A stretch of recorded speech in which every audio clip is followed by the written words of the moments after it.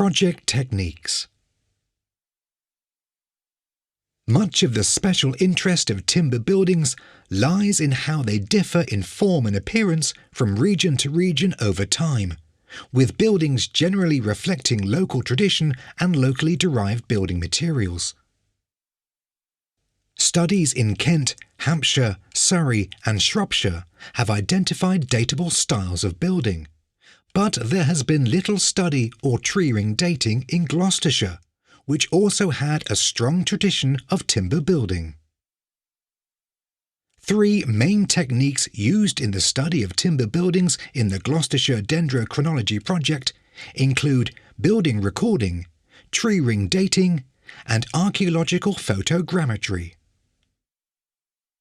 Building recording. Our building recording involves the systematic recording of the timber-framed features in buildings, for which we have date ranges established using previously tree-ring dated buildings which contain the same stylistic features. When it comes to historic building recording, the very basic level and a very important one is record photography. But photography has some disadvantages in that although it shows you what a building looks like, it doesn't actually interpret it for you, it doesn't actually explain it or elaborate on how it was put together. Photography is ideally accompanied by a kind of record drawing where you actually you scrutinise a building closely, you look at how it actually works, how it fits together, how the plan operates. You think of it as in 3 dimensions rather than as a sort of flat image as in a photograph. So you notice, for example, the different phases of stonework or structural timber work, and you then interpret them. The Building Archaeology Research Database, BARD, has been specifically developed as an online database to show the known tree ring dates for stylistic features. The BARD tick box recording sheet is used to record all the key dating features. The information recorded on this single sheet of A4 can, in the right areas, often allow the construction date of a building to be estimated to within 50 years. The advantage of a project like this Gloucester Dendrochronology Project has been that it's studied a wide range of structures in Gloucestershire, but if the information is then disseminated through BARD, then that becomes national context.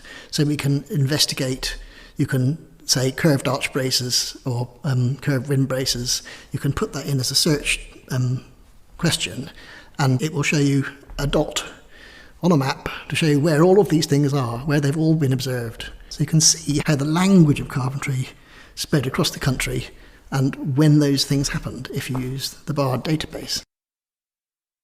Tree ring dating, dendrochronology.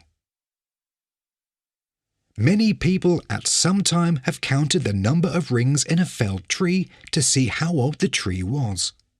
Assuming the year the tree was felled is known, you can count back from the outermost ring to the centre and establish exactly the year the tree was planted or germinated.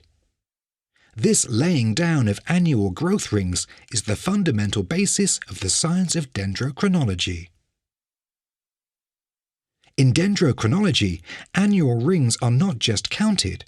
The width of each and every tree ring is accurately measured in sequence. Ring width is determined partly by the weather in the year it grew. Therefore, in a good year, a wide ring will tend to develop, and conversely, in a bad year, a narrow ring will develop. A consecutive series of 70+ rings forms a unique barcode, or tree ring chronology, of wide and narrow rings.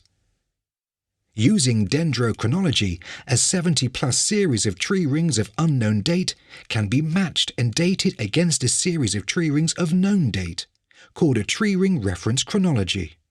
Tree ring analysis basically came over to England with the first practitioners around the 1980s, and it completely revolutionised building archaeology, giving precise dates for buildings. There were only a few practitioners to start with, but it's become more and more regular now. There's more practitioners, there's more reference chronologies to help date other buildings. So it's got to the stage now, around the 90s and the 2000s, that it is just a regular method that you can apply if you've got an oak frame building that's made, it's got to be oak, and you've got surviving timbers there. it's a technique that will give you absolute precision. It will tell you the spring, summer or winter that those timbers would fell. You interpret that as construction. They used green timbers straight away after, and it would go up. So you'd have a building go up, and you've got an exact year from it. And before that, it was all radiocarbon dates and long ranges and things. So Dendro revolutionised archaeology in this country by providing precise dates. The science of dendrochronology was developed around 100 years ago by A.E. Douglas. In the 1920s, Douglas, an American astronomer, was looking for a correlation between tree rings and the sunspot cycle. The cycle of sunspots was known at the time, and it was believed that this fluctuation must affect the Earth's weather, perhaps causing cycles of drought in arid regions. During the dozen years Douglas spent in Flagstaff, Arizona, he researched the idea that perhaps the long-lived pines that grew in the area preserved, in their pattern of annual growth rings, a record of past droughts and wet periods stretching back centuries. Study of trees in the region confirmed that a common pattern of wide and narrow growth rings could be observed, and related to the available records of rainfall simply by noting the relationship of wide and narrow rings to a standard he had developed. In the UK and Ireland, dendrochronology developed in the 1970s and 1980s, building a remarkable reference chronology for oak that extends back to 5400 BC. Using these oak reference chronologies, we can date medieval buildings, and over 3,000 medieval buildings have been dated. But we can also date much earlier Neolithic, Bronze Age and Iron Age structures. Some of these early sites include the Temple at Navan Fort in Ireland, dated 95 BC, Seahenge in Norfolk, dated 2050 BC, and the Sweet Track in England, dated 3807 BC.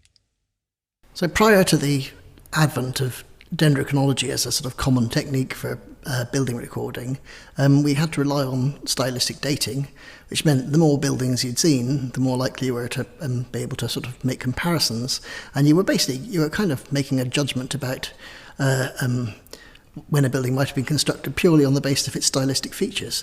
Now, with a place like Dulverton House, we would have come completely and spectacularly to grief if we used that project, because I looked at that roof and I could not, for the life of me, work out whether I was looking at an early roof or a late one.